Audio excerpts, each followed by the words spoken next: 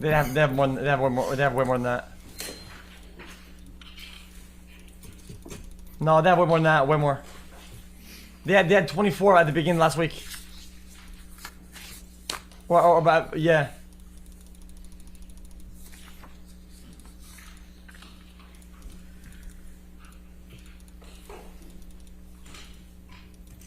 Oh, they had 8 today. Okay, I didn't know that.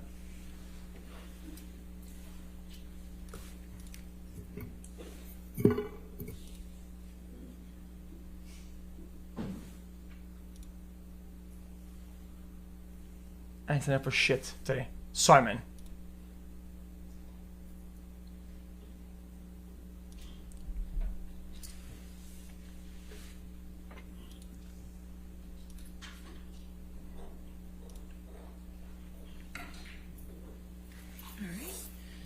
Thank you. You may be seated. All right, your next question. Thank you, ma'am. Thank you, Your Honor.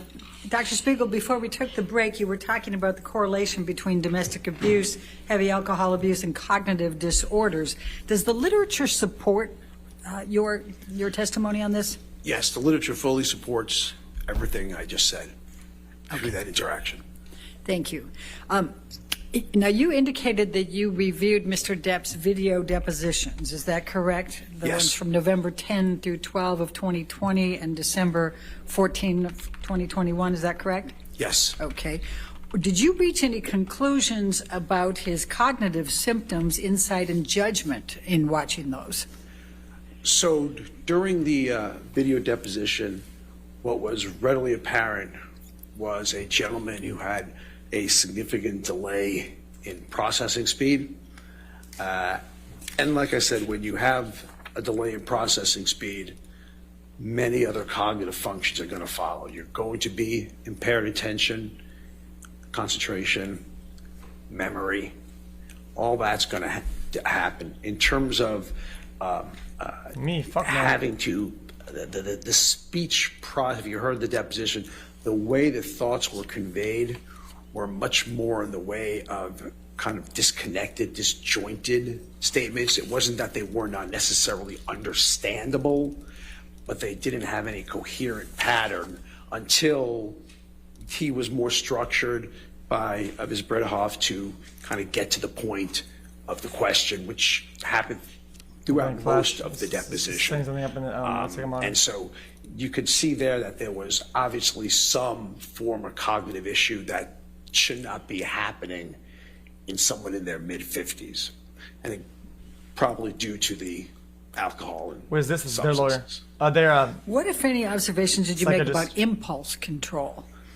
So during the deposition? Psychiatrist. Yes, or any and other other time? record evidence either.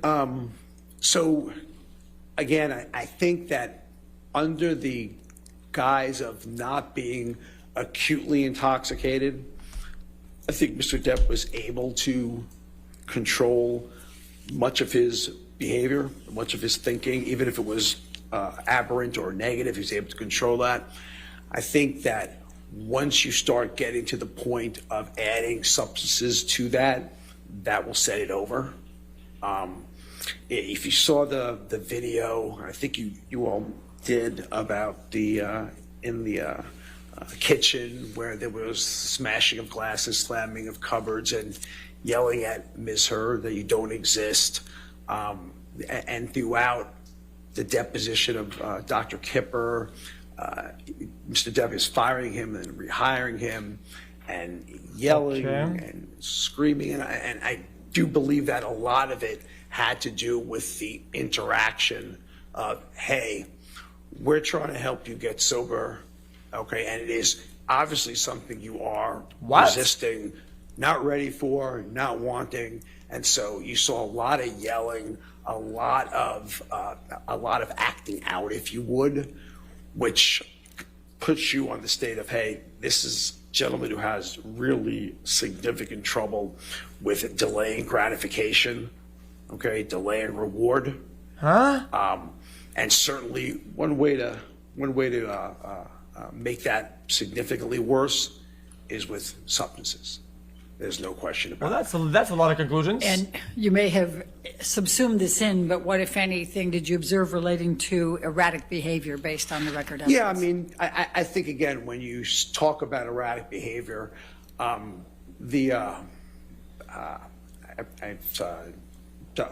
Kipper's deposition, I believe it was, where, and I think I made particular note of this only because I'm a psychiatrist myself. There was a very large ranting about Dr. Cowan, who was Ms. Heard's psychologist therapist. And the language, you can be dissatisfied with your provider. I have no problem with that. You could be dissatisfied and you have a right to go to wherever you want to go to. But the texting that were involved in this in terms of erratic behavior was disturbing in terms of the verbiage used, the phrases used. Am I free to use some of the language, or should I reserve that? Man, it's still ranting. Holy shit. Go ahead. I can? Believe me, the jury's been hearing it. Okay, all right, I want to make sure. I want to make sure. Okay, so it's something along the line that Dr. Kipper is an effing charlatan. He ought to... Objection, hearsay. He's entitled to rely on it and he's to give his examples. He can talk about what he developed from the hearsay, but not repeat it himself. He's entitled to give examples of it. I'll sustain the objection. Without giving the exact words that you recall. Oh, without giving the Go ahead, exact words? Yeah. Okay. So, I mean, without giving the exact words, it was basically vulgar language directed towards Dr. Cowan throughout multiple texts, multiple things that Dr. Cowan were doing in therapy. It was, like I say, it was without relaying the exact thing. I'm trying to be as accurate as I can. And I think at the end of it, I think he was also talking about that Dr. Cowan was filling Amber with positive thoughts, a therapeutic. Objection, hearsay. I think he's keeping it more general and he's entitled to rely on. Thank you. So more along the line of giving Amber psychiatric jargon to put on him. And actually what I read and interpreted what Dr. Cowan's was getting blasted for was he was kind of teaching Amber how to misheard, how to use conflict resolution in a more appropriate manner and learning to express things more rationally rather than express things as irrational as they have been expressed. And for that, he loves ranting. ranting. A lot of negativity being sworn at. So again, erratic behavior in terms of writing a text, but I have no problem with people being angry. Okay, none whatsoever. It's just the expressing of it and the continual ranting of it was very uncomfortable to read. But regardless, I think we have seen in terms of erratic behavior much of the psychological and the physical maltreatment we talked about. Objection beyond the scope of the question. I don't agree. I'll sustain next question. Okay.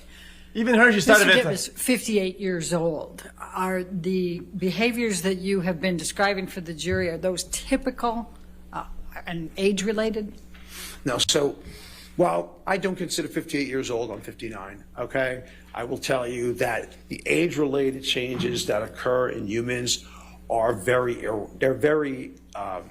erratic, hit and miss, meaning they'll occasionally be there. You may need a little bit more time to answer a question or pull things out of memory. You're just a little bit slow and a lot more inconsistently slow.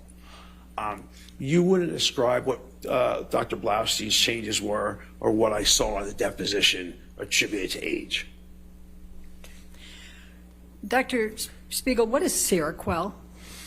Seroquel or what is that? is actually an atypical antipsychotic, which is indicated for many things, including schizophrenia, bipolar disorder, adjunctive treatment for major depression. So it's indicated for a lot of things. But what what effects may it have? I mean, this is one of the drugs that Mr. Depp was taking, Yes. correct? It was a prescribed drug? Yes. Okay.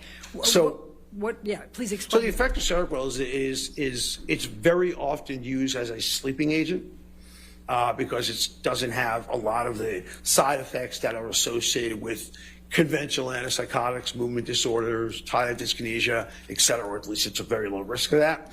I don't think that. No, People what- have used it off-label. Physicians have used it off-label to help them sleep.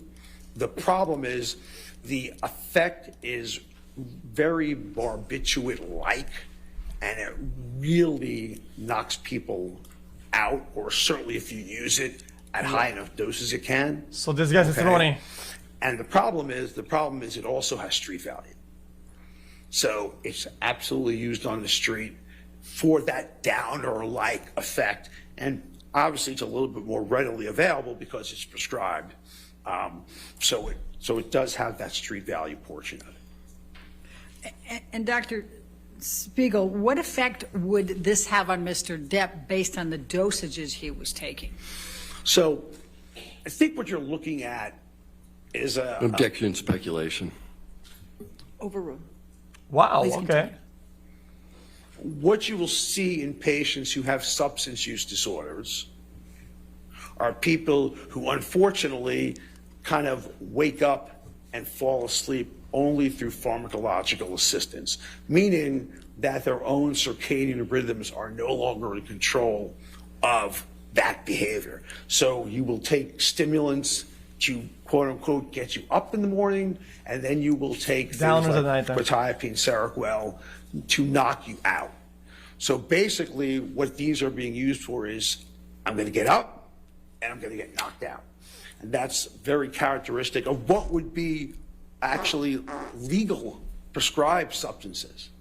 That's not illegal at all. That's very legal. And that's the seemingly what these medicines effect are on patients who have substance use disorder. Dr. Spiegel, what is Neurontin? So Neurontin is actually an anti-seizure medicine, which I think it's indicated for seizures, and it might be indicated for one chronic pain condition, although I can't swear that to you. That said, He thinks- again, in a substance use disorder population, it has significant street value, and people who misuse opiates often supplement that with Neurontin because it has this anti-pain calming effect. So unfortunately, it also can cause respiratory suppression. And so when you use it with opiates, there are people that are lucky enough to succumb to respiratory suppression as a result. But it has a very additive, calming effect that people use it for.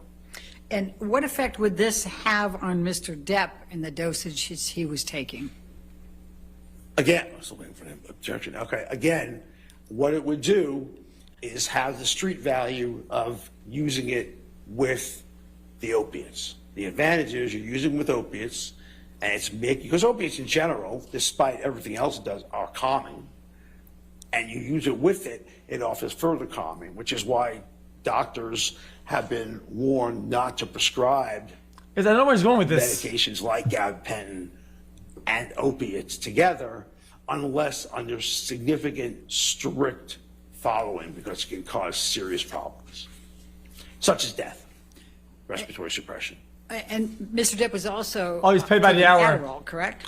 Yes. Can you please describe to the jury what that impact would have, and particularly in connection with the dosages? So Adderall is a psychostimulant, which is prescribed relatively regularly for ADHD. Relatively? The problem comes again Sir. when you shouldn't be prescribing or receiving Adderall when you're already misusing cocaine. Okay, you're now doubling your stimulant dosage here. And basically what you are talking about, again, it comes down to in the substance use disorder population, you are using it to stay awake, have energy. That was keep a little bit yourself inaccurate going, way to say it, but- Getting high, getting energetic. And then the only way to kind of combat that, because you have this effect, Doubling is to your kind of stimulant? take downers during the day, and downers being anything that's calming. I know he's anywhere legit, from but still. Opiates, prescription, anywhere from Neurontin, anywhere from Seroquel, all medications that are which are abusable. And so that's what this is going on. That's what the substance use disorder patient has, and it can't be given with someone using cocaine, because that's an extreme risk for death. You can't be given together. And what, if any, effect would these drugs have if they were mixed with MDMA or cocaine? So when you combine the two together, like I talked about before, there are effects where you are looking at, right, the predisposing traits of intimate partner violence. Oh, I get what they're going with So this. jealousy. They're gonna say he's rapid falling mood asleep, changes, losing memory. It's why he doesn't remember poor this or self-control, that. And they're gonna try to and make to some his lose degree, credibility to on some his own degree, testimony. condoning violence And when they're to gonna put him on some stand, they're degree. gonna discredit what he's saying because of these things. When you combine them all together, you get this disinhibiting euphoriant effect from cocaine and Adderall. Then when you combine the two together, what happens? You get too much, and then you start getting irritable. You start getting agitated. Okay? You start becoming suspicious, jealous, potentially disinhibited, psychotic, and these are the risks. And again, we're talking about not your average everyday use of these substances. We are talking about chronic use together. And we also know that alcohol and cocaine use independently increase significantly the risk of intimate partner violence. These aren't statistics I'm coming up with. They all depend, anywhere from reports up to 7 to 27-fold. So you are, quote unquote, colloquially playing with fire when you're talking about substances and intimate partner violence. You are playing with fire. And that's all of us. And the substances that He Mr. keeps saying Depp was that. taking and the record evidence relating to those, He keeps saying that. It's like one of his big lines. Concerning whether he met this criteria or these risk factors. So in terms of substance use disorder, when you look at it, so major role obligations not being fulfilled, don't have any evidence about operating under the influence or not. Social issues, especially disagreements and arguments with your spouse or family. Obviously, there was tolerance and dependence for the amount he was using, because if anyone is naive to these medications, most of us would be dead. Well, it's annoying because he's doing a lot of Unsuccessful efforts, difficulty cutting back, using more than intended, giving up social occupational obligations because this. I know there was right after the rehab on the island in Australia when Mr. Depp went out partying with Marilyn Manson. And Objection beyond the scope of the question. Actually, that's asking for the record evidence for I'll this. sustain the objection. Next question. It seems to me they're not like striking What other anything record or evidence did you getting have anywhere with this. supporting People do this using sometimes, despite the fact and it at these causes rates, no he does that. So it's like, psychological, psychiatric, or medical effects. okay, That's been pretty well documented. So in this case, you're talking about someone who has a not mad, just severe getting nowhere. substance use disorder. I do want to emphasize, ladies and gentlemen of the jury, that intimate partner violence and substance use disorders are two scourges in this country. They are two plagues. This is very serious country. stuff we're playing with. Thank you, man. And when you are just getting someone closer and closer to the threshold. Objection, Your Honor. Relevance. This is highly relevant. Your Honor. I'll overrule as to relevance. Beyond the scope. Go ahead. Beyond the scope of the question. Yes. All right, I'll sustain that objection. Oh, okay. Tell me more about the relationships Got between him. substance abuse and IPV, please. Yeah, so Got him. again, that you are talking about this, and you may be able to control the risk factors for any of us may be able to control the risk factors for IPV. Any of us might be able to, okay? When we're thinking and we're not disinhibited, not having these hyper-intense emotions Any of us, from substances. Once you add that to this mix, your brain can no longer do what it's supposed to do. That is all it And takes. It's supposed to prevent you from doing this, quite frankly, because it's wrong. Did you arrive at any conclusions concerning substance abuse and potential self-harm that may have led to Mr. Depp injuring his finger? So I think the physician before me explained that pretty well, but I'll tell you that Mr. Depp has a history of self-injurious behavior, meaning cutting himself. Mr. Depp has a history of burning himself. Wait, really? I know when the actual event happened, there was texting to Dr. Kipper. When did we hear that? Saying exactly that Amber and him got into a disagreement related to her wanting him to be sober. And then as a result of that, he said he got so angry, he cut the tip of his finger off. So if you're asking me, can someone who has, or have I seen, and can someone who cuts themselves, burns themselves, can cut a tip of their finger off with or without alcohol or cocaine or the rest? The answer is Objection beyond the scope of the question. What the? Wait, that is a massive reach. Holy shit, this guy. Was it overruled? It was overruled. Okay. Go ahead. So that is not a very far jump. I've certainly seen patients do a lot worse than that who started out with similar, like shitting on the bed, of, burning self and cutting self. I'm not going to get into the descriptions, like that? but it has seen people do a lot worse than that. Okay. So the answer is yes. Okay. I'm going to turn now specifically to intimate partner violence, and I know you've talked certainly about it.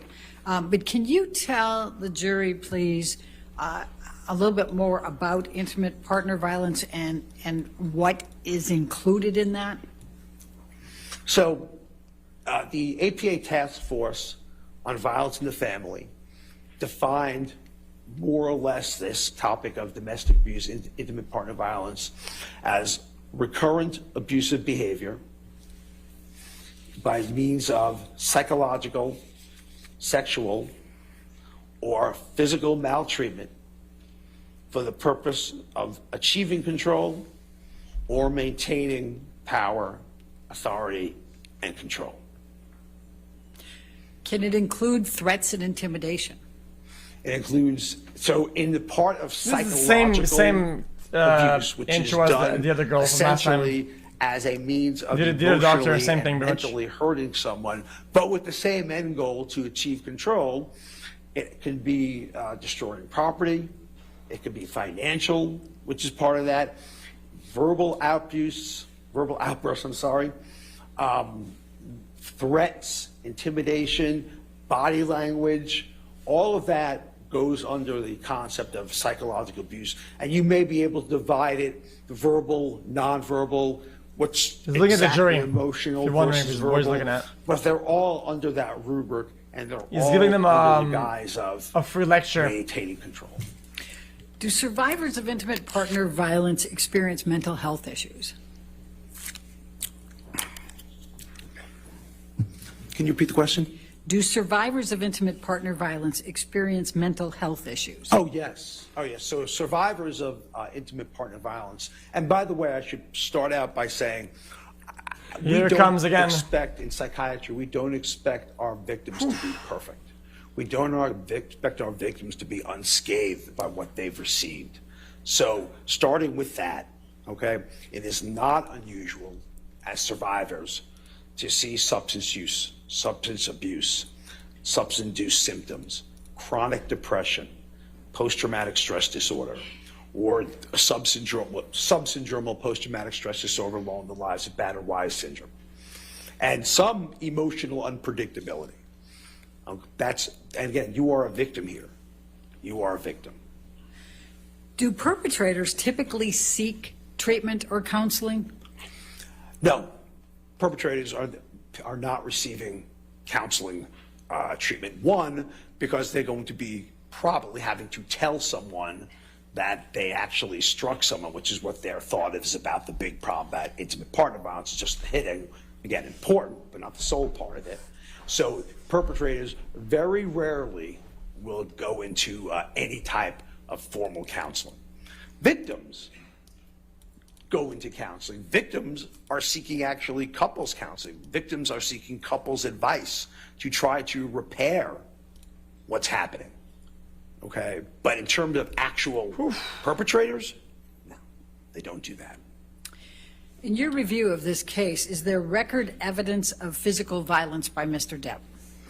So Objection, Your Honor. Oh, Which I No foundation. Do you want to approach him? uh-oh. Yeah, so they didn't do it the first time when they brought it up, and I guess now they're gonna make a point about it. I mean, I also tend to agree because they're like, oh, dude. Yeah, because I don't know about this. I guess from his perspective, if she said her testimony to him or him, and they ask him about it, then it's yes, right? Because if she says she's getting abused to him, then for him, it's yes. So he kind of has to say yes. That's all the evidence that he has. That it's yes. I mean, okay, what else can you do? Jesus, this guy.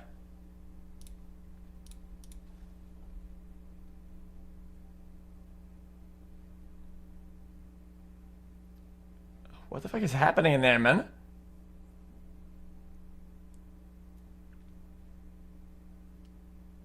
Chat, you good? Don't be inappropriate. God damn.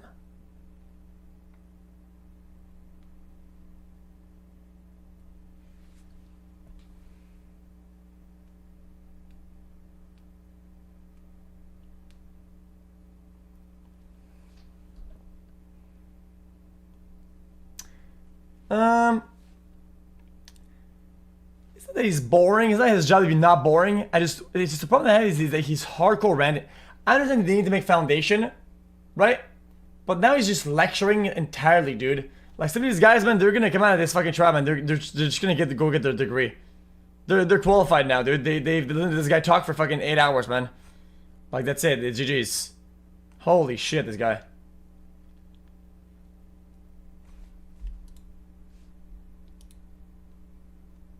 You just won't stop talking, man.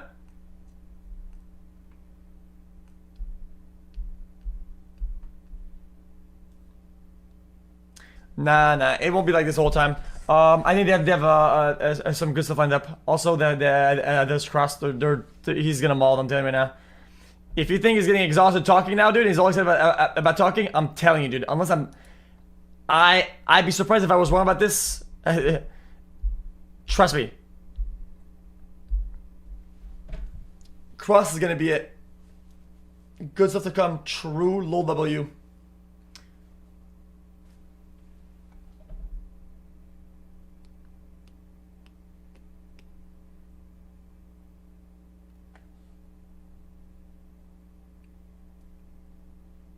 Yeah. So I think what they're trying to do with the objection is that I think they're trying to stop him from saying, oh yeah, there's a bunch of evidence of abuse. There's a bunch of this of abuse. Yeah, big abuse, big juicer, big juice, big smacking, big this, big that, right? Without going too wild about it and skewing the jury, right? Because he was given information from her directly.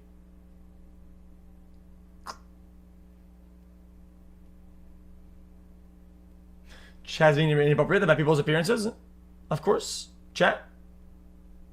Yeah, oh my God, Jesus Christ. Wait a minute. God damn. I see it. Hey, pause a minute.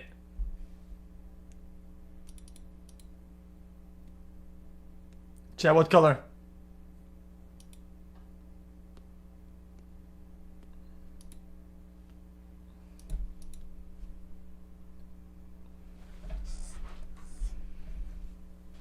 I plead the fifth on this one. It's not a question for me.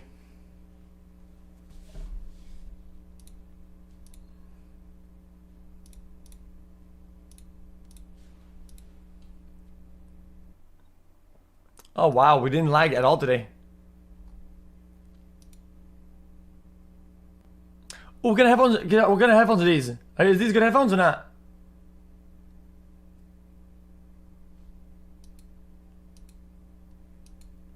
Man, they need to upgrade to... What is he looking at?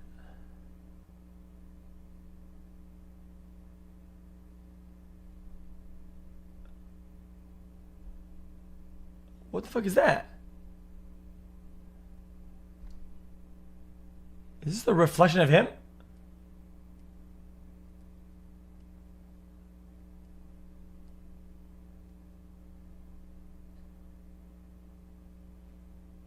But why?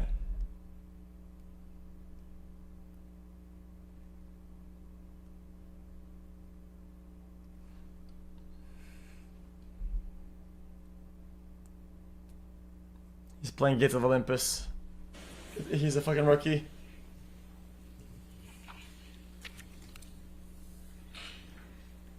So, what have you reviewed that correlates with the risk factors for IPV that related to Mr. Depp? So risk factor review that correlate, so starting.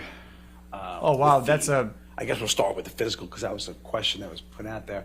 What I have reviewed has demonstrated pushing, shoving, grabbing. Objection, Your Honor. Yeah. Let me That is see if not I what can she asked at all. Direct this a little differently, Dr. Spiegel. Risk factor, not. Rather than giving the summary of what that was, what did you review that correlates? In other words, did you review witness statements? Did you review depositions, photos? Yes. So what I reviewed Wrong script. was in terms of like, witness statements, Dr. Kipper's notes.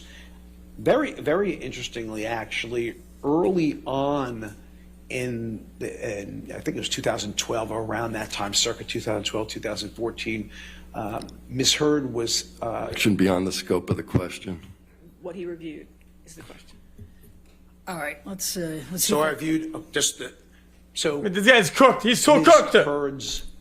Objection, there's no question pending. If he's answering, go ahead and answer what you reviewed. Please continue with what you reviewed. Therapist's notes, counselor's notes, text messages, Of what?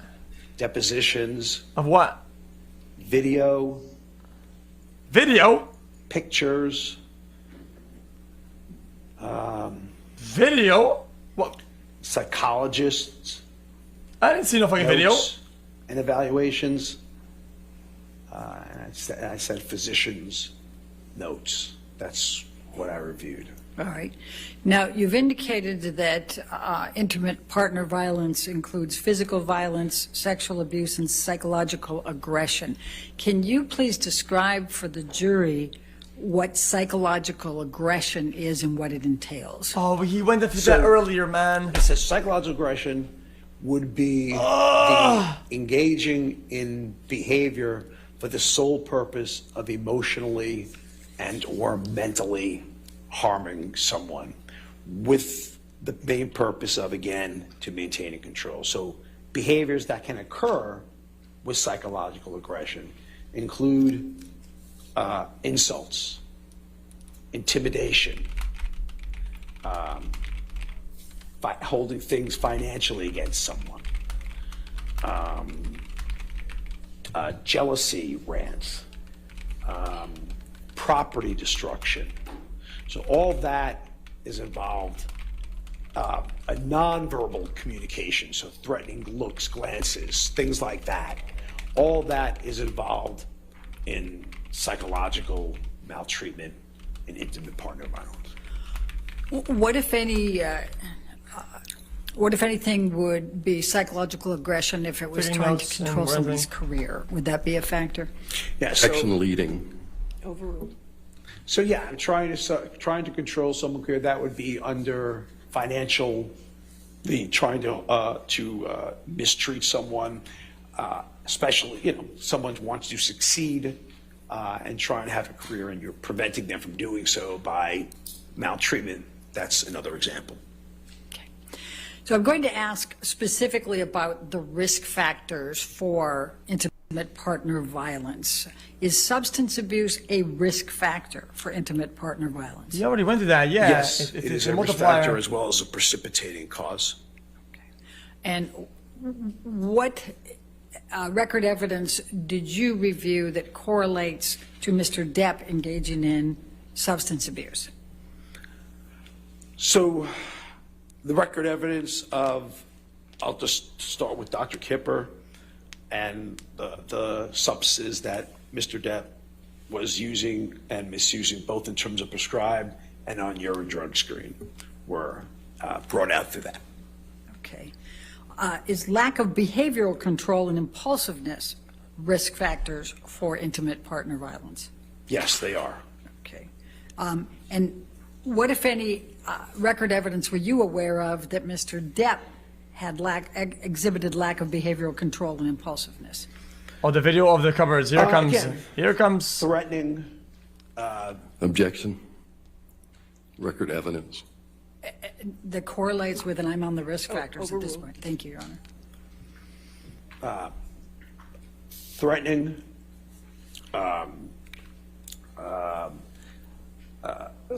destroying furniture, Which falls. property, breaking things, That's the same thing. That's the same thing.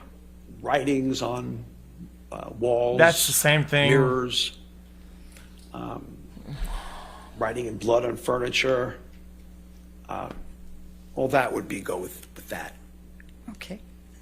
All right. Cool, man. Got him. and- GG. It's over. What, if any, risk factor is narcissism for intimate partner violence?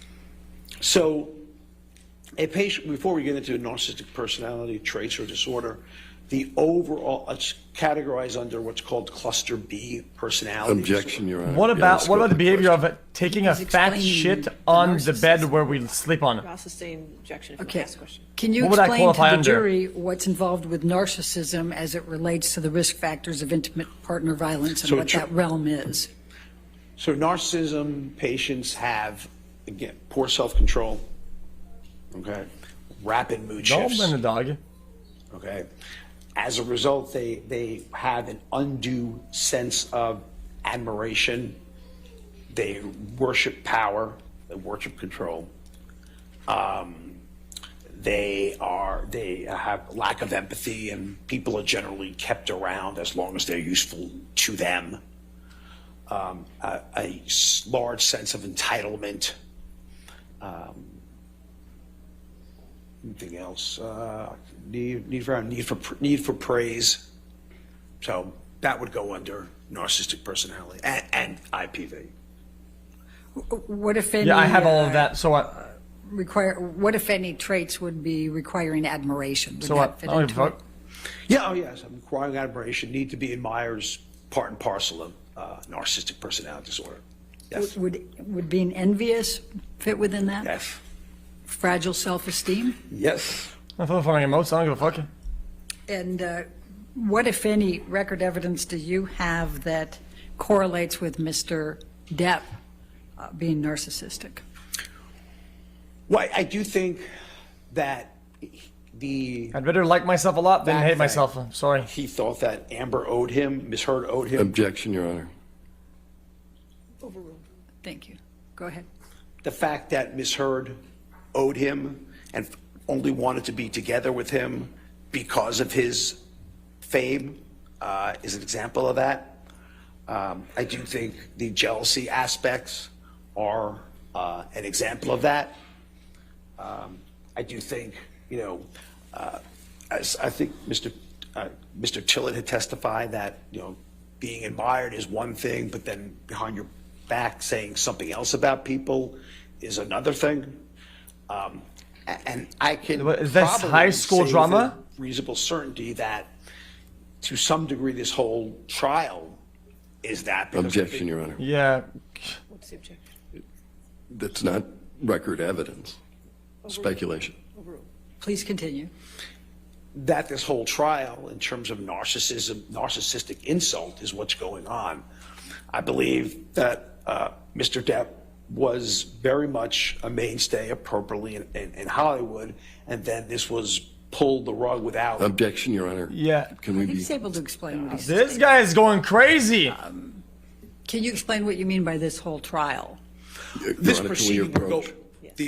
this court case would go with the right. There's an objection, sir. A cause for legal conclusion?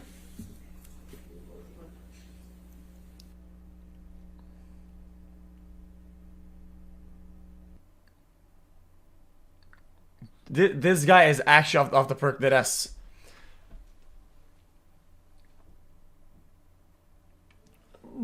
nobody asked him what did he think about the whole fucking thing. The guy's there to answer question as a qualified What other expert in conduct, psychiatry. Is in the Not record some evidence bystander that of- correlates, with Mr. Depp being narcissistic, having those traits. Was the thing about the trial rule? I can't Yeah, speak. you're not allowed to say that. Not say that. Okay. The only other thing about narcissism, I think, in terms of the trial, would be in order to maintain any sense of control, a narcissistic person really has to have lack of empathy, because in order to engage in behaviors that quote unquote are used to keep individuals in control, you don't really think about the other person. You're not really caring what happens to that other person. So I think that's another facet. So are attitudes accepting or justifying intimate partner violence a risk factor for intimate partner violence? Yes. Do some perpetrators in intimate partner violence try to minimize the IPV? Yes. So it is unfortunately not uncommon, especially They're drawing a character of a during- likeliness especially of during that the calm trait phases of the linked to abuse IPV cycle, where all around there is him, no trying to increased surround tension, him. there is no acting out. Okay, you were talking about more of the honeymoon, apologetic phase, begging for forgiveness, telling them how you're going to change, maybe giving them gifts.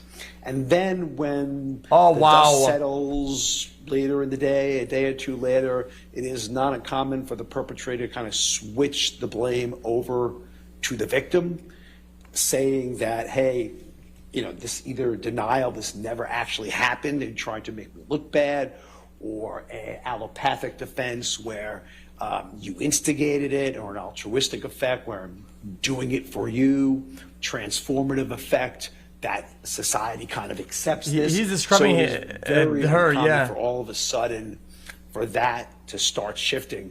During that time. So whose side is he on again? I because forgot it is because I feel during like he's the describing calm her now. phase, and everything is relatively calm. This, of course, is when the victim wants to engage in treatment. But beyond that, the ability to kind of quote unquote, for lack of a better phrase, win people over, family, friends, the law. I mean, the very ability to do that is part and parcel of that calm, charming Soon enough, phase. I have where it zero looks like problem the with that. victim is, you know, just fabricating this.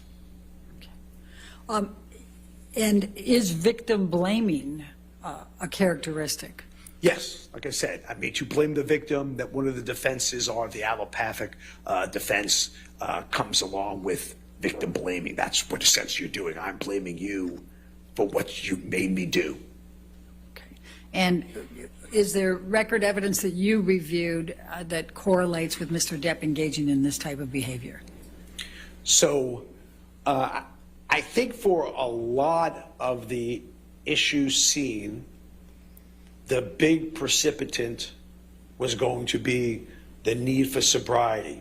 Coming back to that severe Objection, Your Honor, non-responsive.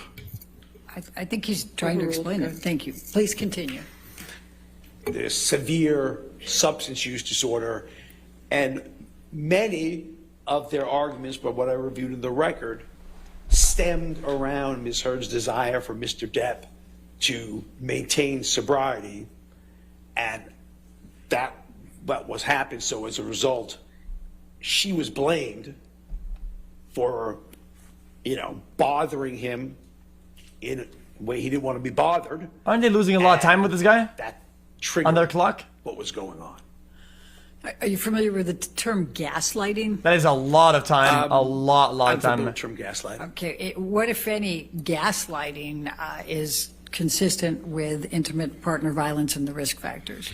So again, when you start being able to be, when a person starts to be able to be manipulative and charming, you start to be able to win people over. And especially when you see someone who's a victim who is essentially vulnerable, emotionally emotionally labile. Gaslighting is becoming a buzzword now. You see It's that so person, misused and that then we you don't see even know what this it means calm anymore. demeanor in front of you, who's very charming, very engaging, very personable, and then all of a sudden it starts looking like the victim is just I never use the term essentially ever. losing it, and i.e. they're being gaslighted.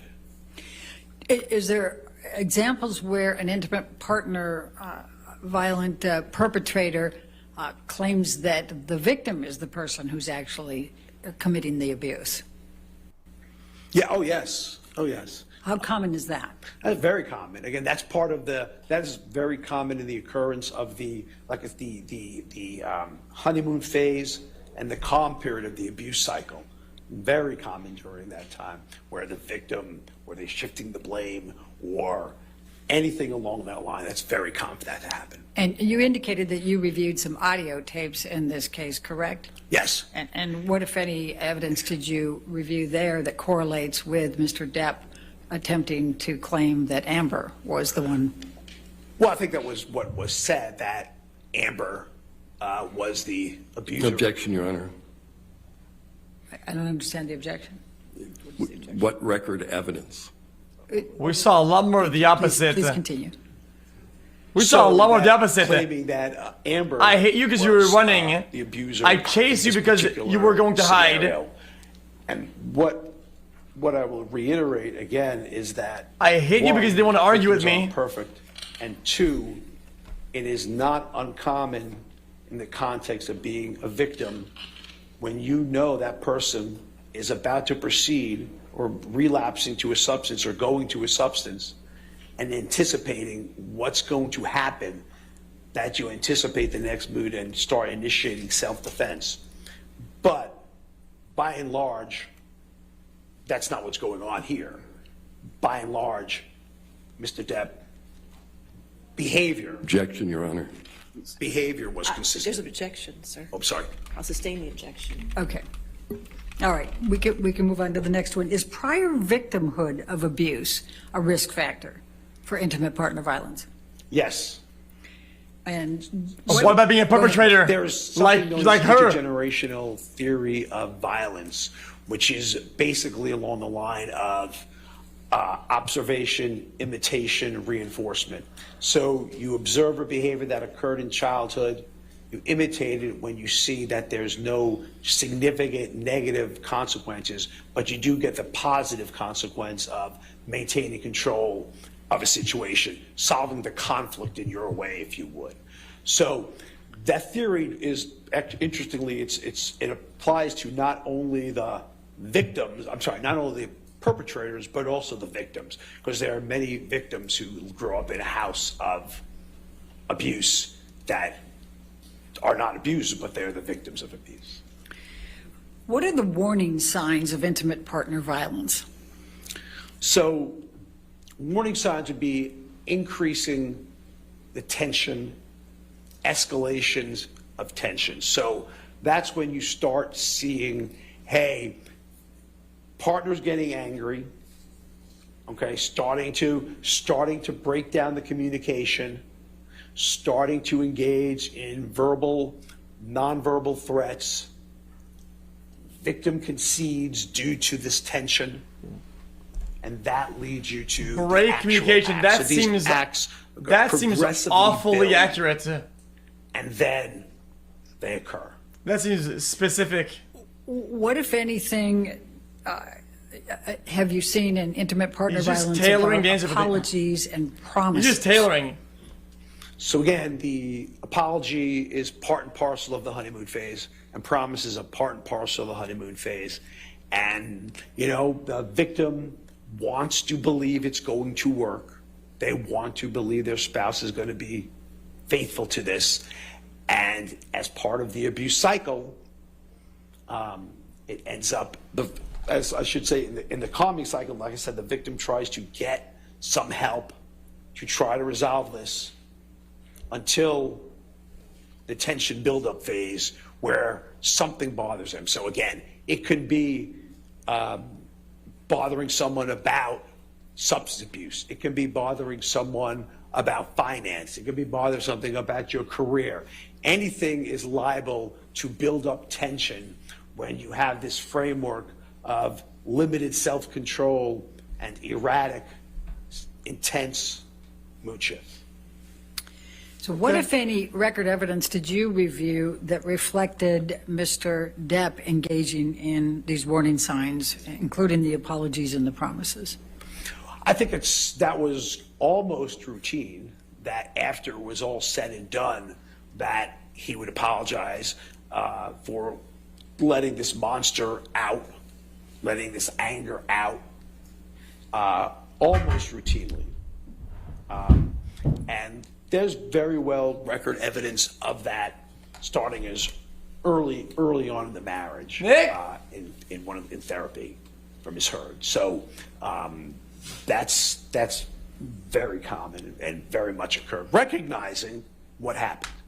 And the other part of this is, I can hear him talking. again, when you can recognize that when you're sober, even short-lived sobriety, when you could recognize that things are better, things are happening better, life is better, then even that should show you that, hey, there's an issue here. There are issues here that when I don't use can be resolved.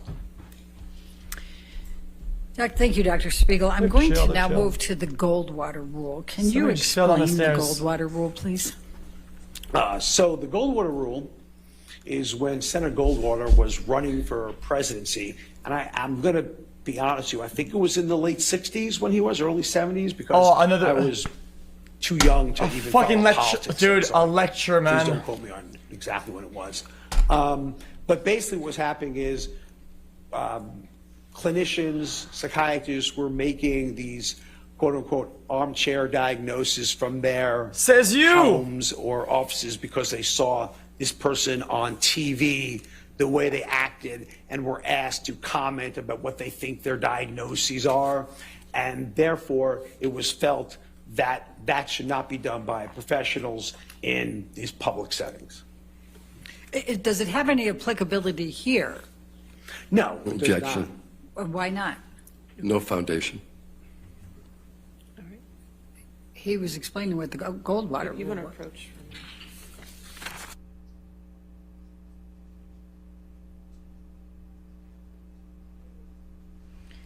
Why not? Why not?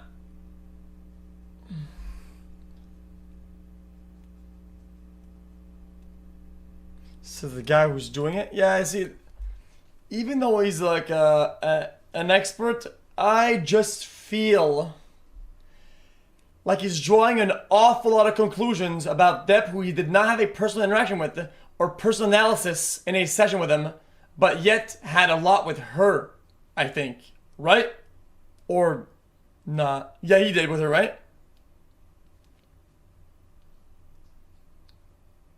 Which doesn't make much sense.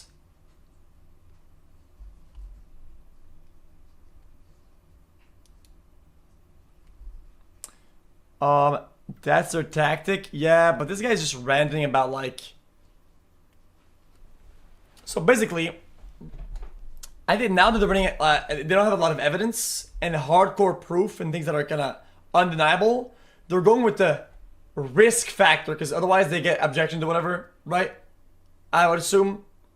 Risk factor of alcohol, risk factor of drugs, risk factor of narcissistic, risk factor of IPV, and try to surround that into the conclusion Dr. that Spiegel, it's do you remember the because of all question? these things. Does the Goldwater Rule have any applicability But it's like- here to your testimony and your conclusions and opinions?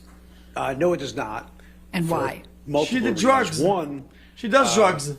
the basics of expert witness testimony would almost be thrown away if you are not allowed to base things on what you evaluated of an individual, what you've read about an individual. So if I'm not allowed to comment on records or charts or information that I looked at, expert Because witness of him. testimony can't be done. But more specifically for this case, in the Goldwater Rule, the pure version of it was the armchair diagnosis of watching someone on TV. Just, you don't make a diagnosis. More recently, I think that's even more recent. We've had examples of that. So you don't make diagnoses like that. This is not the case here, because like I said to you at the beginning, I have reviewed a lot of professionals and their evaluations and their treatment course, video deposition, picture deposition. How's it not? Because nobody makes you do drugs. Emails. I mean, I reviewed a whole lot of things that directly describe Mr. Depp and his behavior. In that sense, so like, I'm not commenting on a public opinion, and I have absolutely no knowledge of. So he takes drugs because he's a degenerate. Well, he takes drugs because he does drugs. Come on, man. That's not relevant here. What a dumb fucking narrative. And in fact, what I think even you is that? testified earlier, What you fucking narrative invited is that? Mr. Depp to Oh, yes. give an And again, exam. Objection leading. Overruled. Thank you. So, to be fair, for an evaluation, for my own direct evaluation, again, I was offered twice that I can do an evaluation of Mr. Depp directly, and both times Mr. Depp and or his lawyers decided that Even wasn't with going to peer happen. pressure, whatever. It's still, And in if fact, you- the court did not Fuck require off. Mr. Depp to. No, and the court did not require Mr. Depp to undergo this evaluation. lack of personal accountability. Like what Dr. are you talking Spiegel, about? these opinions that you have offered here, do you hold them to within a reasonable degree of medical and psychiatric probability or certainty? Absolutely. Thank you. All right, cross-examination. Thank you, Mr. Dennison.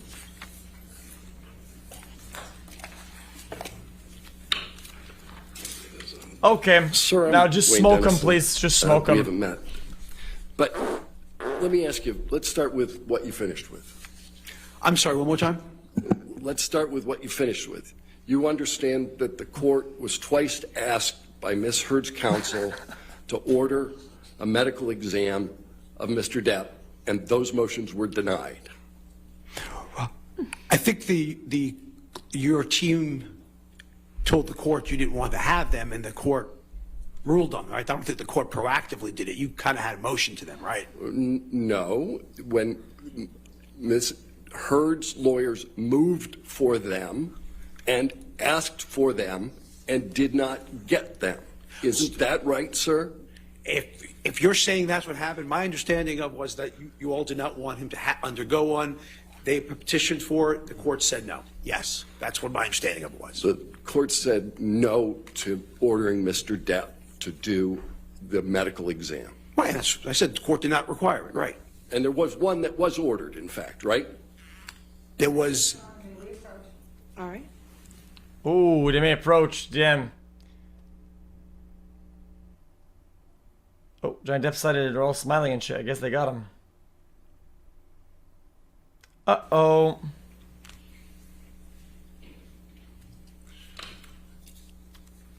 All right, so the last thing you talked about Damn, you have to move on. was the Goldwater Rule. yes, sir. Been around for almost 50 years, right? Yeah, I'm 59. That sounds about right. Yeah. And it's been around as a result of a presidential election that you referenced. Yes. And who has that rule? What organization maintains that rule? The American Psychiatric Association. An association you're a member of. Association that I'm a member of, yes. Yeah.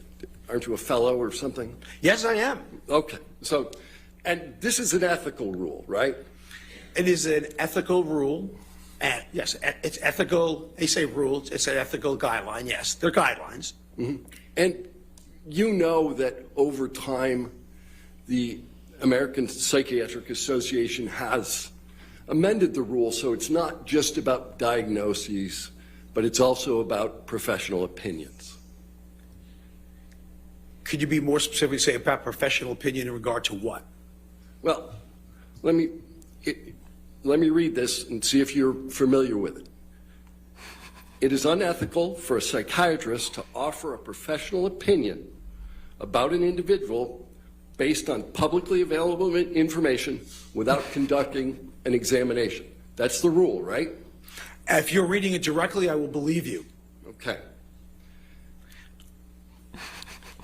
However, a diagnosis is not required for an opinion to be professional. So my question is, it's not just diagnosis that this Goldwater Rule applies to. It's professional opinions. So again, I'll reiterate that would come down to essentially nullifying witness testimony, expert witness testimony, without direct evaluation. And as we know, it didn't happen. But regardless of that, the whole expert witness testimony thing would be basically rendered null and void. The rule, in fact, contemplates that issue, doesn't it, sir? Again, I'm just telling you the answer to the question. When you're reading me those statements, I'm telling you the response by the other side, who is publishing He's trying to say that he's doing Goldwater bullshit. If that was the case, there could be no expert witness testimony in the courtroom. Psychiatrists are ethically prohibited from evaluating individuals without permission or other authorization, such as a court order. That's the rule, right? Again, if you're reading that, then I have to believe you're not misrepresenting it. And I would come back to, again, then this whole thing on expert, we might as well get rid of all the expert witnesses we've had throughout all of time for court proceedings. Because what you're saying is unless a court orders it, and that's what you just said, or the APA said, then therefore expert witnesses cannot do an evaluation based on an observation of the medical records. Insurance companies cannot do evaluations solely based on the medical record with our doctors rendering professional opinions. So at the end of the day, you are essentially saying that unless someone has directly evaluated it, this whole medical system we have, this whole legal system we have, is null and void.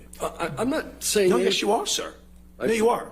Give me a second. Mulder? I'll give you more than a second. What I'm saying and what I am reading to you is a rule by your organization that takes into account that there could be court orders that would permit the exact kind of evaluation that you say I'm eliminating. And I think we're going in circles because I think I just said that means expert witness testimony would not be allowed, and the branch of forensic psychiatry would be especially hindered. And we know the branch of forensic psychiatry does not prohibit that. So I am a member of the APA. That doesn't necessarily mean every single thing they put in there, everybody has to uncategorically agree with, because clearly that's not the case. Did you agree in your deposition that the professional opinions you rendered were inconsistent with the Goldwater Rule? Yeah, my first was inconsistent. If we're saying that if the Goldwater Rule says, and I very much said that during deposition, that the Goldwater Rule was made for presidents and public figures such as that, but regardless of that, because that's what it was made for. It's not made for Hollywood, but I'll even take that Mr. Depp's a public figure. What I'm saying to you is that the Goldwater Rule is saying we cannot do any expert witness testimony in our field. That is exactly what the Goldwater Rule is saying based on exactly what you read. And I'm just telling you what you are saying that rule encompasses. What I'm asking you, sir, is did you comply with the ethical requirements of the APA when rendering the professional opinions that you've rendered today? It is a requirement of the APA. It is not the requirement of the APA. Secondarily, so the answer is no? Secondarily, again, in order to not, we wasted our whole morning because there was an expert witness before me. There's an expert witness who's everyone brought in. So all I'm saying to you, that means the whole field of medical legal law is corrupt and unethical for engaging in an act that the APA clearly says we should not do. So if you're saying that, then the answer is yes, I'm agreeing with that statement. You're agreeing that the APA would deem your testimony and your professional opinions rendered unethical? I am saying you are saying that I'm an expert witness. I am saying as an expert witness, and solely as an expert witness, that guideline is permitting that from occurring.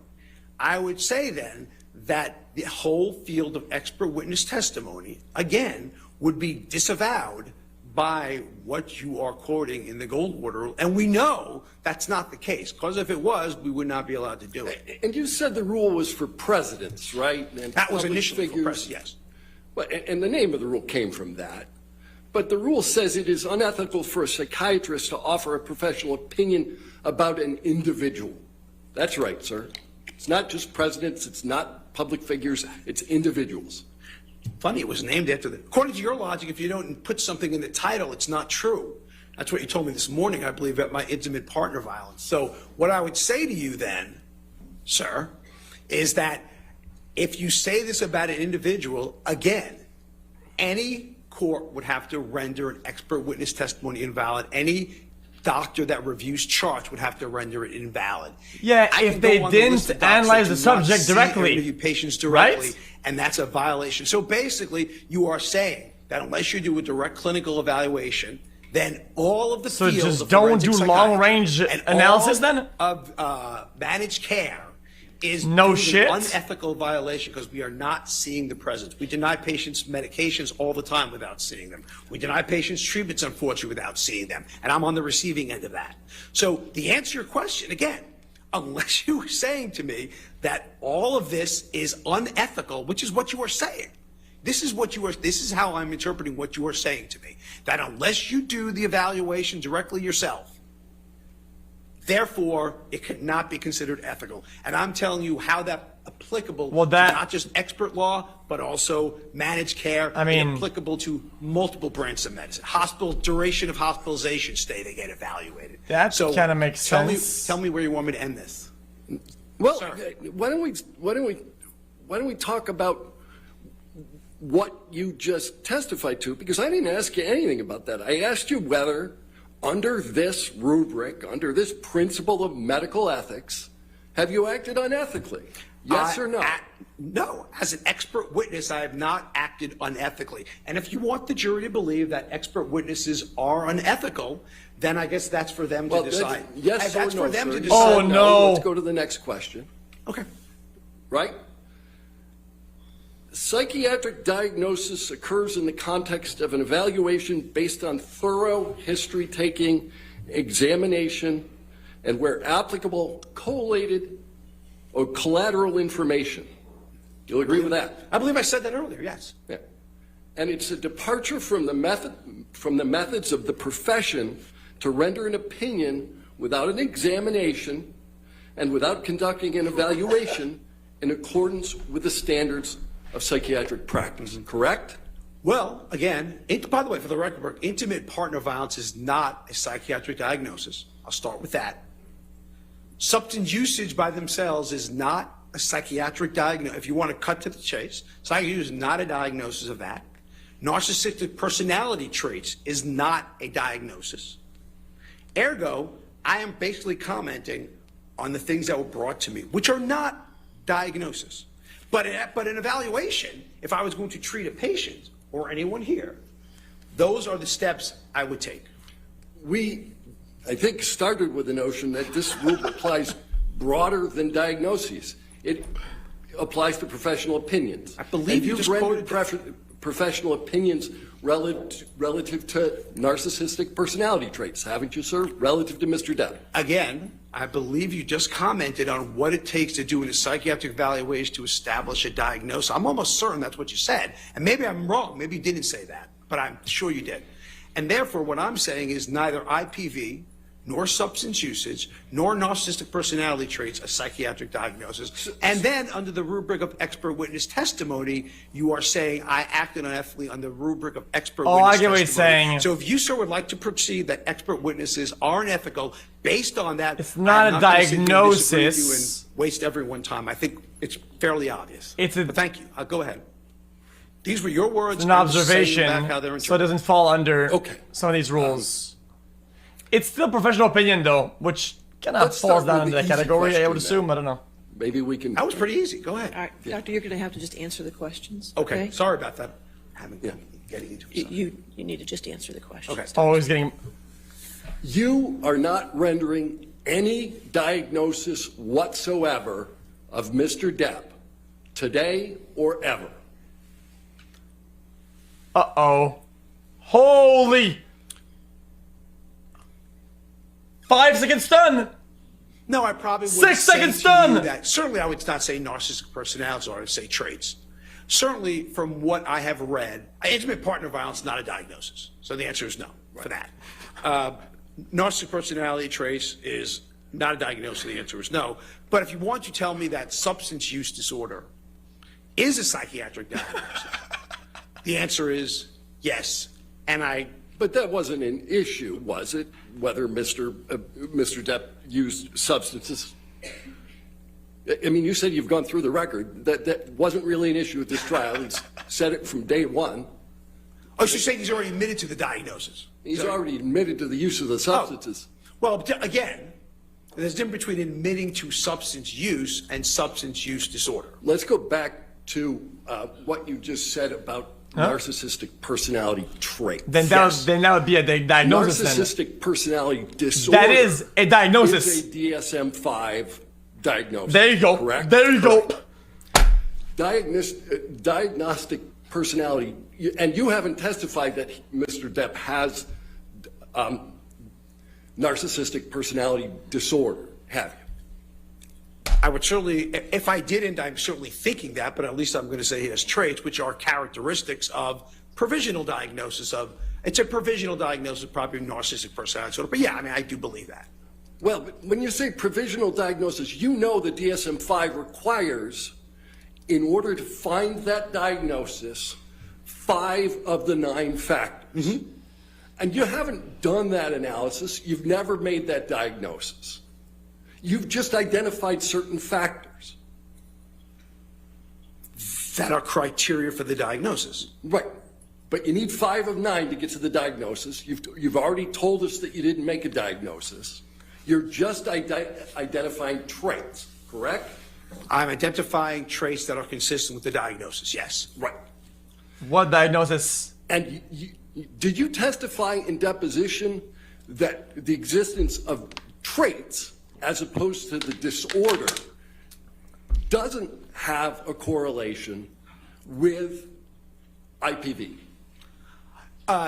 If I said traits do not have a correlation with the, if that's what I said, and I don't remember saying that, but that wouldn't be a correct saying. Narcissism has a correlation with the diagnosis. Yes, that part's true. All right, how far are we going to back this up? Because there's a diagnosis of narcissistic personality disorder, right? Yes, sir. And that one is has some correlation with IPV, right? Narcissism has correlation with IPV. Again, sir, you're not allowing me to answer. You're splitting hairs. You're splitting hairs between the traits that are consistent. And there's not a lot of hairs to split. Is behaviors and traits that are consistent with the diagnosis. And Mr. Depp, narcissism absolutely has risk factors associated with IPV. Let's go back again, and maybe we can focus on the question I ask you, and we can get an answer that's addressed to that question. Mm-hmm. Narcissistic personality disorder is a risk factor for IPV. Let's go back again, and maybe we can focus on the question I ask you, and we can get an answer that's addressed to that question. Mm-hmm. Narcissistic personality disorder is a risk factor for IPV, yes or no? Yes. And you've previously testified that there is no literature at which you are currently aware that the mere presence of narcissistic traits is a risk factor for IPV. Am I answering the question? Yes. That's incorrect. You didn't testify to that. A cluster B traits, which narcissistic personality disorder is part of, Nobody knows what that means. Huge risk factor for intimate partner violence, which include, cluster B traits include narcissistic personality disorder, antisocial personality disorder, amongst others. So the answer to the question is every resource on intimate partner violence will support that cluster B traits, where narcissistic personality falls under, is a risk factor for intimate partner violence. Any single trait is a risk factor for IPV. Again, I will repeat, cluster B traits. I didn't say any trait. I said cluster. No, you Oh, said let me be more precise then. okay. Any narcissistic trait in and of itself is a risk factor for IPV. But you are mischaracterizing what I said. What I said, I'm pretty sure I said cluster. If you look at all the intimate partner violence literature, and it would behoove you to do so, you will see that cluster B traits. I didn't say narcissistic per se. Cluster B traits, where narcissistic personality disorder is part of, are risk factors for intimate partner violence, part and parcel, uniformly true. And I'm not sure, the thing I don't understand is I'm not sure why we're arguing psychiatry, because I'm telling you what it is. Dr. Siegel, you just need to answer the question. Okay. So you want to talk about cluster B, so let's do that for a minute. Borderline personality disorder is a risk factor for IPV. As part of cluster B traits, yes. Histrionic personality disorder is a risk factor for IPV. Less so. But it Less so. Less so. It's I mean, cluster B. it's a risk factor, but less so, yes. Yeah. Less so. Significantly less so. All right. So How about which another trait joke? under narcissistic, before I move on there, there's only been one diagnosis in court of personality disorders, correct? I'm not sure who you're referring to. Are you referring to Mr. Depp, Ms. Hurt? I'm not sure what you're talking about. Do you understand that there was a medical examination done of Ms. Hurt? Yes, I did. Do you understand that the testimony was ultimately that Ms. Hurt suffers from 2 personality disorders? Okay, so I'm just being specific. I just wanted to know if you're talking about Ms. Hurt or Mr. Depp. So that's all I was asking you. Yes or no to my question? Which was there's only one diagnosis of, Ms. Hurt was diagnosed with that. Yeah. And both of the diagnoses are in cluster B, and both of them are risk factors for IPV. Uh-oh. Both those cluster B things are, I'm not allowed to comment on the testing, so therefore, all I can say is that cluster B traits, and I'll tell you what they are. Well, And by he's the way, applying I all the testified ones against him before, which was against that, her. One, I don't But those expect against perfection him from my are long victims. range, so Two, they don't count as much. Absolutely, there were cluster B traits Ms. Hurt had. Absolutely, Ms. Hurt had. Given that you've testified to it before, let's move on to a new question. Okay. All right? You indicated, in your opinion today, that you thought, well, why don't we move a little differently? Are you a member of the American Medical Association? No. Okay, so you don't know what the ethical rule of the American Medical Association is relative to doing clinical diagnoses about individuals you've never talked to. So you're saying in terms of doing expert witness evaluations, under that rubric, right? I'm just asking you, do you know the AMA's rule? You're saying the AMA's ruling under the rubric of not doing evaluation with someone you did not see, and I'm questioning, I'm asking, so you are talking about expert Oh witness no, testing. please, No, not I'm talking again. about, do you know the rule? I'm not a member of the AMA, so I don't, Okay, I don't great. read the rubric. We can move on. You don't know the rule. Huh? All right. You rendered an opinion about Mr. Depp's purported cognitive impairment. Yes. Yeah. What do you use as a baseline? Long range. A baseline for processing speed? Yeah, for analyzing Mr. Depp before you watched his deposition. What do I use a baseline for that? Yeah. I mean, I guess my baseline would probably be how I've seen him interact in public. How I've seen him interact with others. I've seen him interact in media. I've seen him interact and his process speed is certainly not. And that's literally slow. gold. I've seen him That's do commercials. that's literally His Goldwater. process speed was not slow. What? At deposition, didn't you What say the that what fuck? you did was compare Mr. Depp's performance in lots of pirate movies against his deposition He's testimony? Goldwatering. What I said was I've seen Mr. Depp do apology ads. I remember he did an apology ad with Bad Dog with no delay in process speed. I've seen him interact with the media regarding to that. I saw no delay in processing speed. All I'm saying. Let me ask you about pirates, though. You compared pirates to the to the depositions given in this case. Then I apologize for what I said. Then I misspoke. You misspoke? You didn't make the comparison? Right now, just a second ago? Just a second ago, I may have said that I misspoke. I apologize, I misspoke. Okay. Because you know you can't compare pirates to sworn testimony, right? Yes. Okay. But you can, but as an aside, you can judge someone's processing speed at any time. Like I'm judging yours right now, you're judging mine. We all judge processing speed as a baseline because of what we know about each other. I would say your processing speed right now is not slow. Media is media. So, I could be acting. Speed, I'm just saying to you. I could be acting to gain sympathy or. So, but no, any of Mr. Depp's other portrayals in movies, did that affect your analysis of processing speed? Only I've seen him interact on interviews, and that was it. Right. When he wasn't in movies. In pieces of media, which is art. It doesn't matter to you.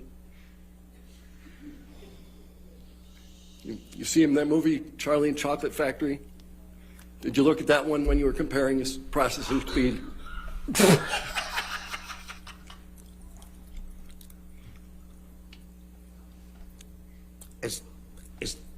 I have to answer that question, Your Honor? You have to answer questions. Yes, sir. No, you'll be happy to know I didn't see Willy Wonka I didn't see 21 Jump Street when it happened, or whatever it was about. No, I did not. All right. You made a very kind admission, I think, early on in your deposition. I mean, he got him. You're not claiming to be a better actor than Mr. Depp. That's correct, isn't it? 100%. All right. But with respect to acting, you know that actors actually rehearse for their parts and work on the language, diction, timing of their dialogue as part of that rehearsal? If you say that's, I'm not an actor, so I don't know what goes on. I can't tell you. I have no idea what goes on in acting. Okay, but you don't know enough about acting to know whether actors rehearse? Sir, I am not an expert in acting. I have no idea what an actor does. Oh my God. Just say yes and move on. Oh my God, this guy, dude.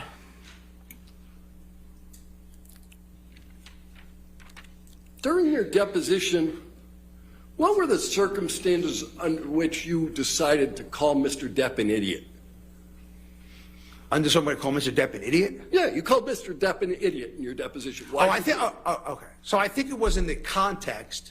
I think it was in the. You probably should read the context of it, because I think the context was, and I'm trying to think back. Okay? And what I thought it was related to was if you're coming to some deposition, okay? And again, I'm thinking back, so you have it in front of you. I don't.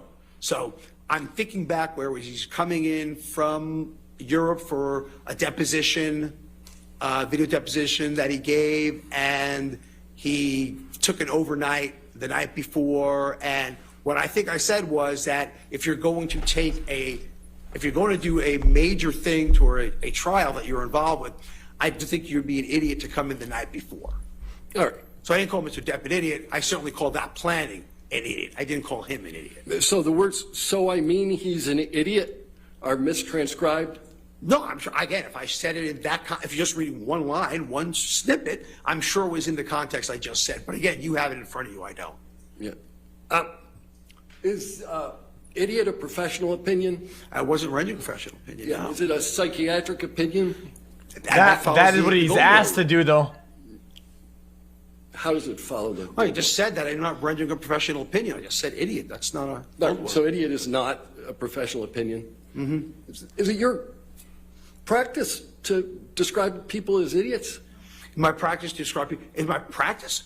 No, I don't describe people, my clinical cases as idiots, or patients as idiots, or victims Oh my God, as this is idiots. cooked, No, brother. sir. But you sat for a deposition in this case and described the plaintiff as an idiot, correct?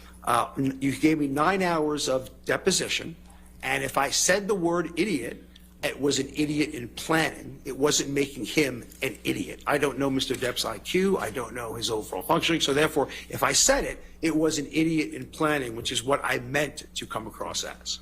All right. So you did say you don't know his overall functioning, but you made some testimony today as to some evaluations you made relative to his functioning. Oh, dude. You would agree with me that it's probably a good idea to think about the questions that are asked you in a court proceeding before answering them. Am I allowed to answer that question? Yes. Okay. So what I meant by function, what I said by function, I believe that his agent reported how late he was showing up to every movie while the cast is waiting for him. I believe that would be an impairment. If I showed up late for that, I would not be An here right now. I wouldn't have a impairment? job. Okay. I believe the thing was in terms of balking out of treatment for substance rehab that his doctor is prescribing for him. So if you're asking me if that's an impairment of functioning, I would say I'm very much substantiated in that. I'm trying to understand how you got to this notion of cognitive decline. And I thought it was based, at least in part, on the manner in which he testified. I'm sorry, what? On the manner in which he testified. On the manner, I'm sorry, I'm not being difficult. I can't hear. I'm sorry. On what? I was asking you about the cognitive decline Yes. testimony that you made. Yes. And it was my understanding that at least a portion of that testimony that you rendered was that you derived some evidence of cognitive decline from the way Mr. Depp testified. Yes.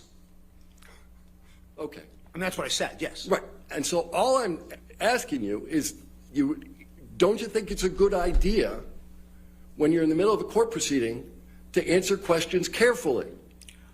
Again, professionally, we diagnose patients with a neurocog disorder by gross evaluation all the time with cognitive. On the thought that, again, age normal controls, I'm just saying, age normative controls does not put a 58-year-old gentleman at that processing. That's all I'm saying.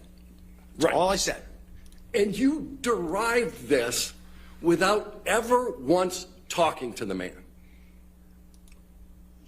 You mean me directly talking to him? Because we know how I derived it. So you're talking about me directly talking to him? Yeah, you never talked. No, I've never talked to him. Right. And this exam you gave, Wow. well, you did talk about Dr. Blaustein, right? Yes, sir. And you understand that the entirety of Dr. Blaustein's medical records are 12 pages of handwritten notes. The important part was what I said. For me, as an example of cognition, which I'm trying to prove, which is what you asked me, the important part was what I said. And that was irrefutable. The important part is that he gave the mini mental status exam? Yes, sir. All right. That's Let's a talk cog- about the mini mental status exam. The mini? Scored on a 30-point scale, right? Yes. All right. And it's an exam that basically is most often used for, what, Alzheimer's, dementia, those kind of testing? It's an exam that tests cognition in all psychiatric illnesses, not just Alzheimer's. It was made for dementia for Alzheimer's, but is the standard, has been the standard for testing cognition in all psychiatric illness, substance use disorders included. Okay.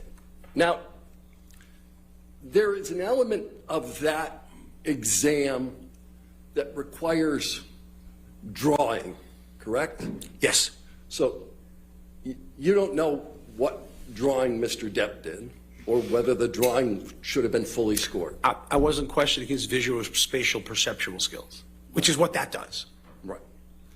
And you don't know what score Mr. Depp received on the exam.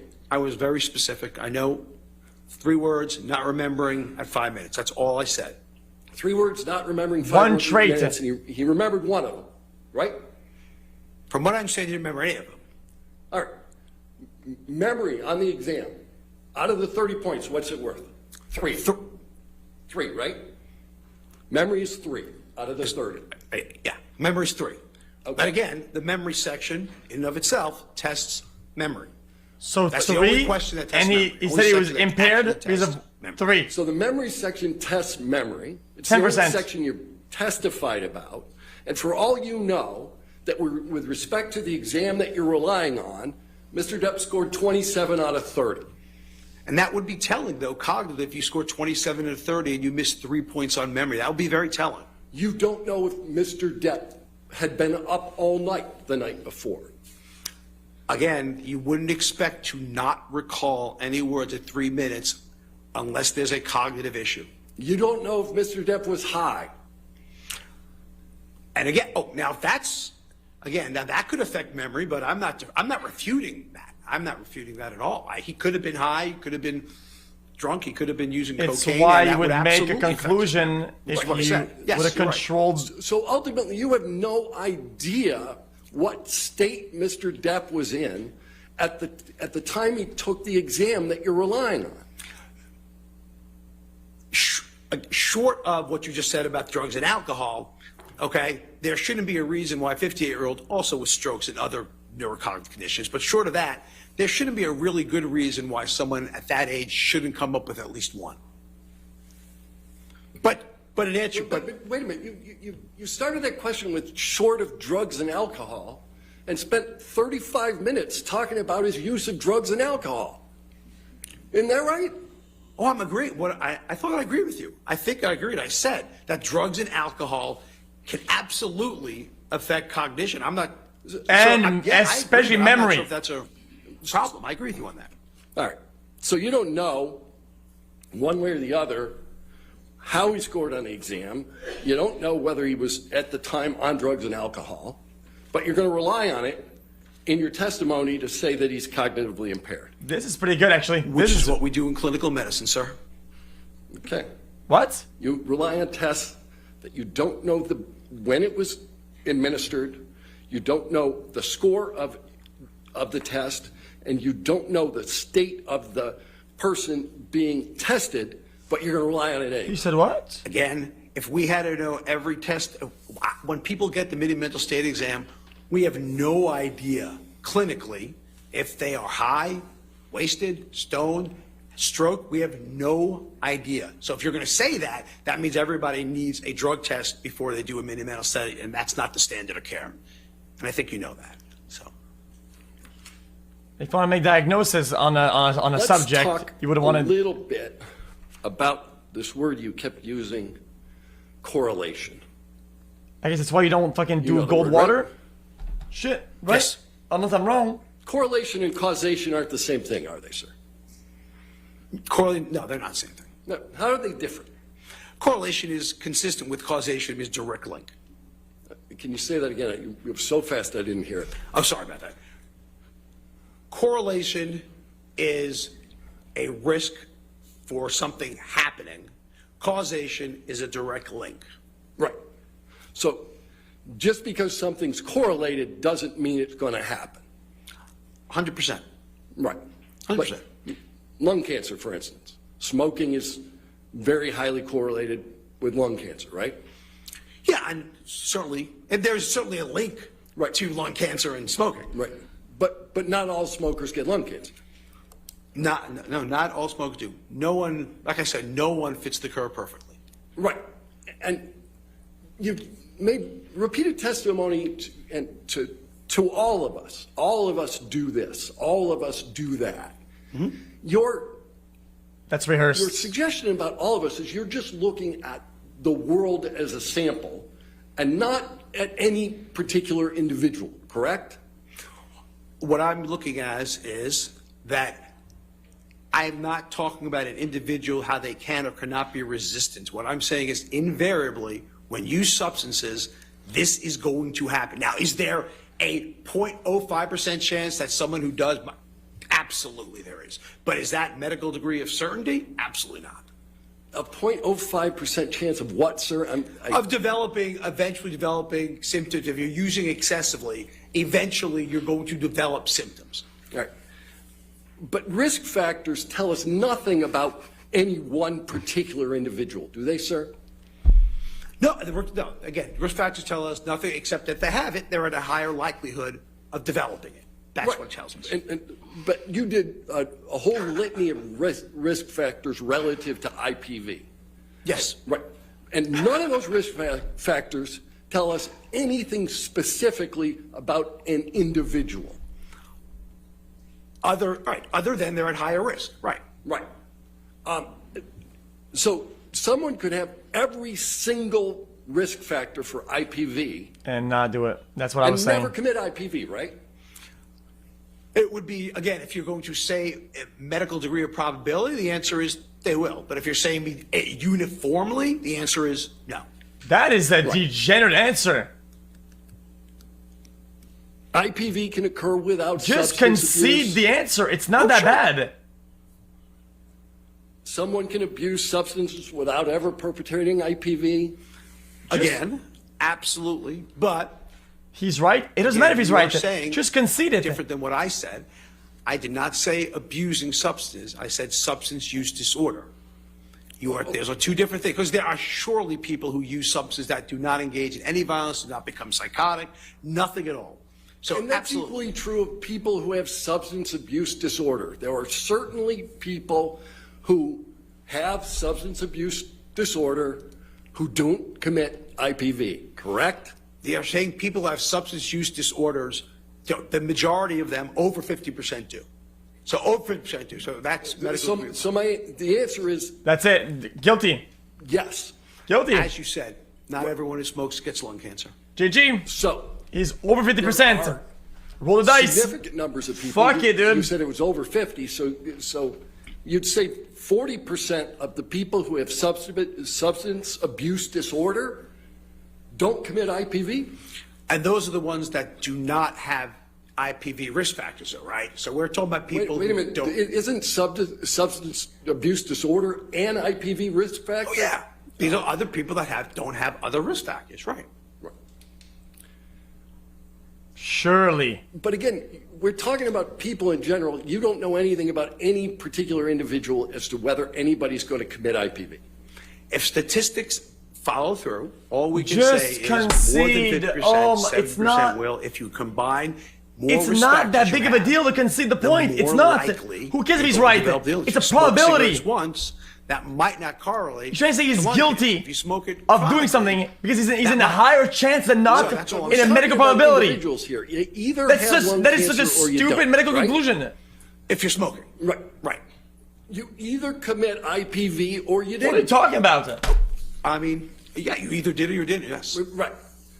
So you took some issue with me because I was asking about substance abuse generally, and you wanted me to talk about the disorder. I asked you earlier about narcissistic personality disorder, and you haven't made that diagnosis. You've just talked about the traits, right? Yes. And somebody can have these narcissistic personality traits and substance abuse disorder and never commit IPV, right? So, along that line, Right. about 80 to 90% of people who commit IPV have a personality disorder. Oh, So now the he's answer going. is Now he's going less backwards. than about 10% obviously do not. Oh my God! Result-based analysis. There are more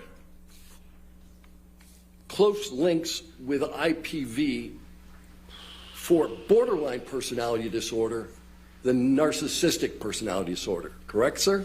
I'm not going to agree with that. No? I'm not saying there are more links. I would say to you, there are absolute. If you're asking me if there are links, the answer is absolutely.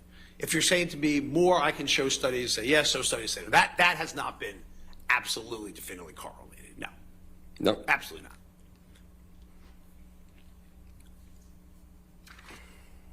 Did my client crash his car? If at this level of alcohol, 50% of people crash their cars, okay, then we don't have any proof of the car crashing. We don't know about it. You know what? He did crash it. Guilty. Done. Car crash. Boom. Boom. Done. Because at 50% of the population, What is it? they would normally statistically crash the car. xQc. Done. What the fuck is that? What are you talking about? And what's the normal dosage of ecstasy for people who use ecstasy? Again, I couldn't tell you the quote-unquote normal dose because, honestly speaking, no one knows what they're getting when they're using it, right? It's not regulated, so. But the effects of ecstasy enhance sense of well-being? At low doses, the answer is yes. I'm going to gather when you're using it at higher doses and develop tolerance, you develop the sympathomimetic effects, which are not so enhanced well-being. Increased extroversion, that's a symptom? Again, at low dose, you are 100% right. At low amounts, you are 100% right. It is an entactogen. We feel closer to people. That's what people who use it say. They feel close to people, warmth to people, 100%. But with continual use and higher doses, it could be fatal. Yes. So that's not well-being. I don't know if I'd call that well-being. So continued use at higher doses, MDMA can be fatal, correct? Correct. True. What if you took 8 to 10 tablets of MDMA? I mean, Sertolin syndrome, What if fucking you took GG. again, you don't know what it's very hard to say that. You don't know what it's, what's the word I'm looking for?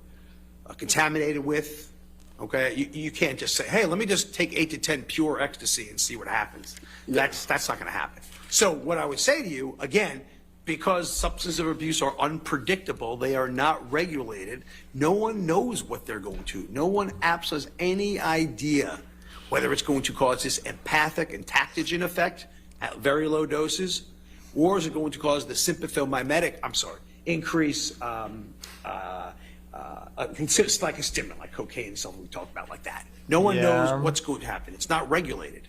And no one knows if you're using with other substances either, like other stimulants. Or if you mix it with alcohol. Or mix it with alcohol. No one knows if it's going to be potentially worse. Right. But this is a potentially lethal combination.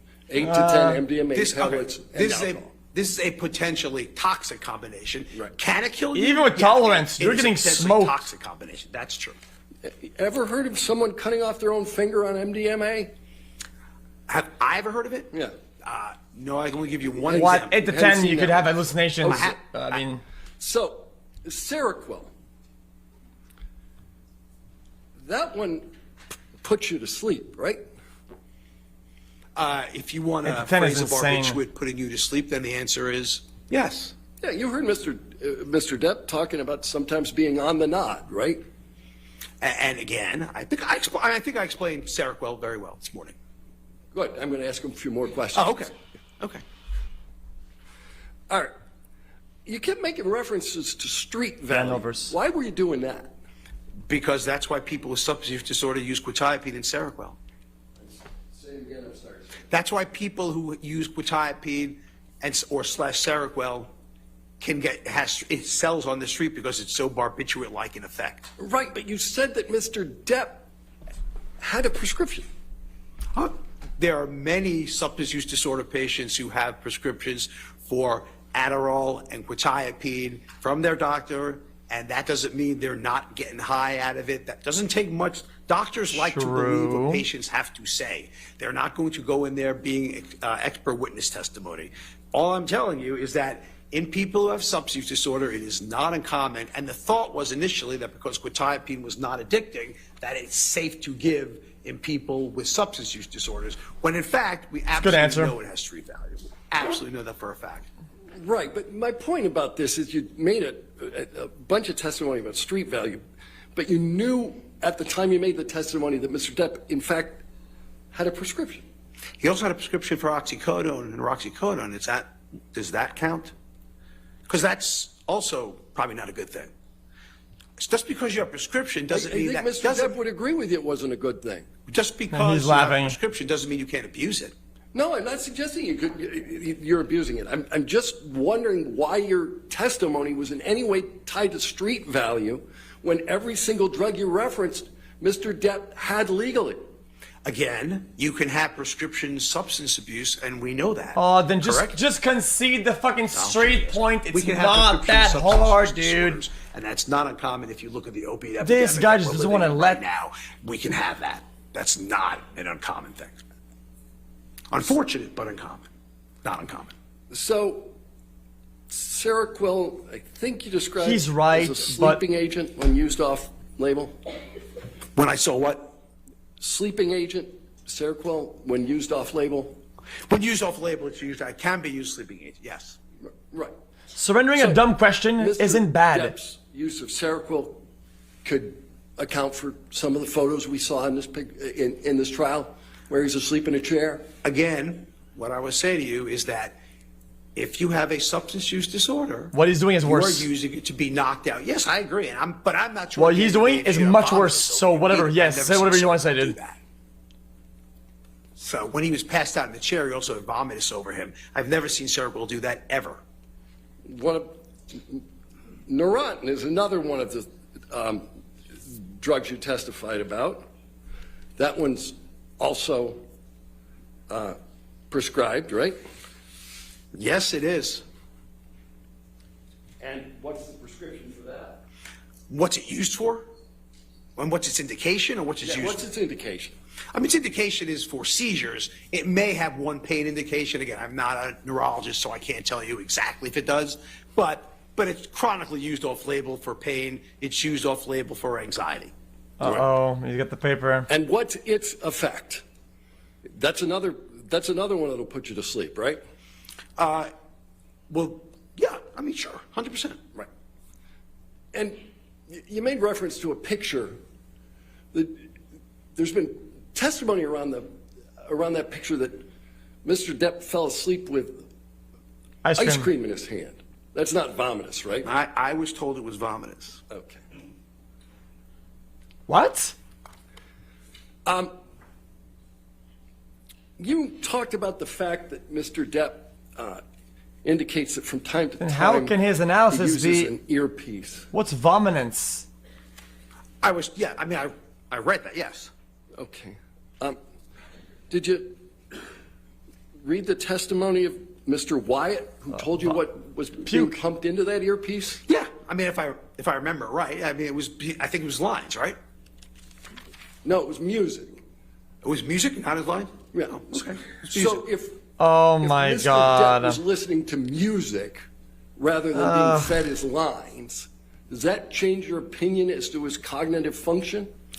He fell if he for was it. never fed his lines He through the fell earpiece, which for I it. know he was, but read he was, and that may have been that example. Mr. Wyatt may have said that it was music. I guess the question is, were you having the music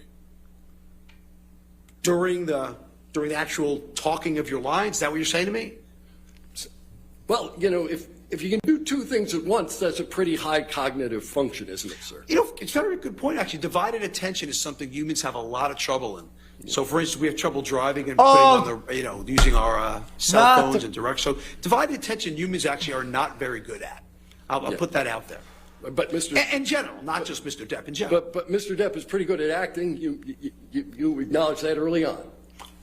Absolutely. Well, better than me, so I know that. Because you don't act. In fact, you don't know about acting. You're right. I have no idea about acting. And you don't know how prevalent the use of earpieces are in acting. Again, I know nothing about acting. He's basically making him surrender The fact you don't all know of his about acting, you've proof. testified that Mr. Depp's use of an earpiece is somehow a cognitive deficit. So if I was giving a lecture and I was fed my lines, I would think there's a cognitive deficit. So and maybe I'm wrong. Like I said, maybe I could be wrong. Maybe Hollywood stars get lines fed to them through He's making earpieces him all the time. and self-report I don't know. Goldwater. That Correct? Could be, it sounded to me to be unusual if you're doing a movie and you don't know the lines. But like you said, I'm just judging it on what I do with lectures, and that would never happen. You know, if you gave lectures, you wouldn't use an earpiece, but you're not going to tell anybody how to act. I mean, sorry, what was the question? he almost I has said him. if you gave lectures, you That's wouldn't 2 out use of an 4. earpiece, but you're not telling anybody how to act. Right, I would not use an earpiece during lectures. Right. But Test, I don't know media, what the standard for earpiece. Standard That's is 3 Hollywood actually. is for that. I have no idea. Your testimony about the use of an earpiece, as maybe you were wrong. And the vomit. You're comfortable with the fact that you may have made a mistake there? No, because I think in the basis of what I've read about it, I'm comfortable that I don't believe that actors are routinely given their entire script through earpieces. I find that hard to believe. Yeah, But- and but- there's not one whit of evidence that this ever happened here. I guess what I said. I just said I find it hard to believe. I didn't As say an I said I outsider who find it knows hard to nothing believe. about acting, That's all I said. Oh, yeah, but what you found hard to believe, sir, was that every line of the script was pumped through an earpiece. Where did you ever get the idea that occurred? That's what I read in the court review, the court evidence. That's where I got it from. Right. And you know whether Marlon Brando used an earpiece?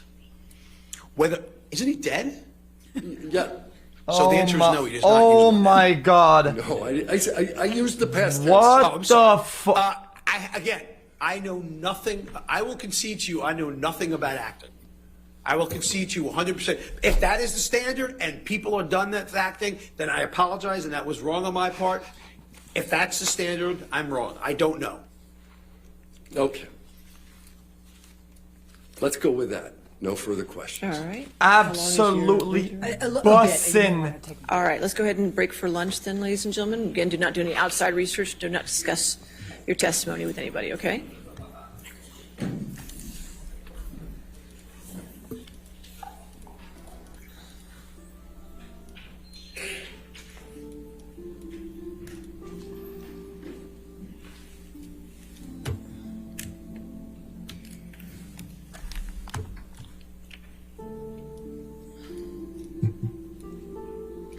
All right. So let's come back at 1:55 then. All right. Is that fine? All right. Thank you. 1:55. I'm trying to get him, but I can't. The camera's running away, man. I'm trying to get some content out here, man.